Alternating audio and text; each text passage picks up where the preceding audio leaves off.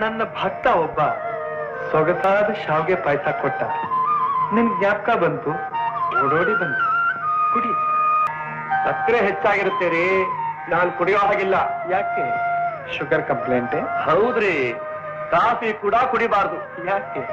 Blood pressure? ಹಾ ಹೌದು. ಹಾಗಾದ್ರೆ ಅನ್ನ ಬಿಟ್ಟು ಇನ್ನೇನು ತಿನ್ನೋ ಹಾಗಿಲ್ಲ? ಛೇ ಅನ್ನ ಹತ್ರನೇ ಬರಬಾರ್ದು. ಗೋಧಿ ಗಂಜಿ ಆಯ್ತು, ನಾನಾಯ್ತು. ಹಸುವಿಗೆ ಗೋಧಿ ಗಂಜಿ, ಬಾಯಾರಿಕೆಗೆ ಐಸ್ ವಾಟರ್. ಐಸ್ ವಾಟರ್ ಮುಟ್ಲೇಬಾರ್ದು. ಇಸ್ನೋಫಿಲಿಯಾ.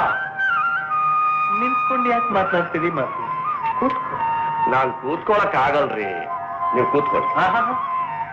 ಮನೆ ಯಜಮಾನ್ರು ಕೂತ್ಕೊಳ್ಳೋವರೆಗೂ ಹೊರಗಡೆಯಿಂದ ಬಂದವ್ರು ಕೂತ್ಕೊಳ್ಳೋದು ಮ್ಯಾನರ್ಸ್ ಅಲ್ಲ ಅಲ್ವೇ? ಅಯ್ಯೋ ಕೂತ್ಕೊಳ್ಳಿ. ಸುಮ್ಮನೆ ಯಾಕೆ ನನ್ನ ಪ್ರಾಣ ಹಿಂಡ್ತೀರಿ? ಹೌದು, ನೀನ್